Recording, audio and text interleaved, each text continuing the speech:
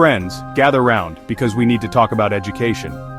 Specifically, the potential dismantling of the Department of Education, a move championed by none other than President Donald Trump. Now, you might be thinking, John, didn't we leave that whole Trump thing behind in 2020? Well, my friends, much like a bad rash, some things just keep coming back. Trump, never one to shy away from a bad idea, has revived his calls to abolish the Department of Education, a goal he shares with many in the Republican Party. This time around, he's claiming he can dismantle it through executive order, a move that would surely face legal challenges. Trump's renewed push to dismantle the Department of Education is just the latest chapter in a long and contentious saga. The department, created in 1980 under President Jimmy Carter, has long been in the crosshairs of conservative lawmakers who view it as an example of federal overreach. They argue that education is best left to the states, a sentiment echoed by many Republican voters. This push to dismantle the department has gained traction in recent years, fueled by a growing distrust of the federal government and a desire for smaller, less intrusive government. This isn't the first time Republicans have set their sights on the Department of Education. In fact, it's been a target since its inception. Remember Ronald Reagan? The actor turned president with a penchant for jelly beans and trickle-down economics? Well, back in 1982, he called for the elimination of the Department of Education during his State of the Union address. He argued that education was a state and local issue, and that the federal government had no business meddling in it. Reagan's call to action resonated with many conservatives, who saw the department as a bloated bureaucracy that stifled local control.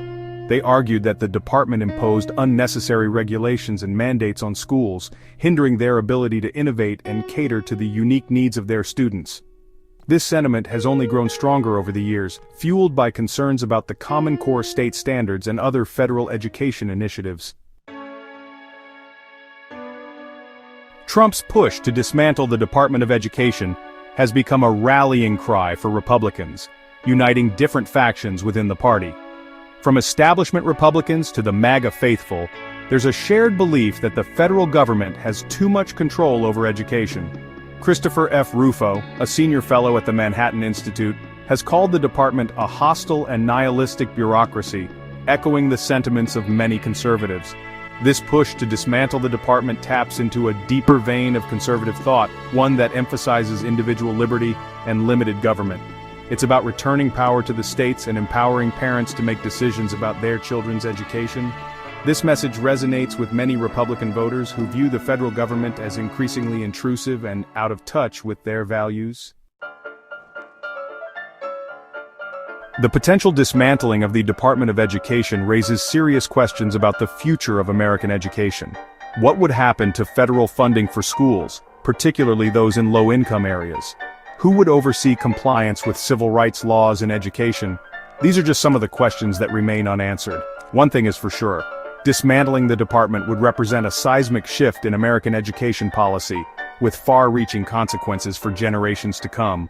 While Trump's ability to dismantle the department through executive order is questionable, the fact that he's even attempting it speaks volumes about the current state of American politics. It highlights the deep divisions in our society and the challenges we face in addressing complex issues like education. The future of American education hangs in the balance, and it remains to be seen what path we will choose.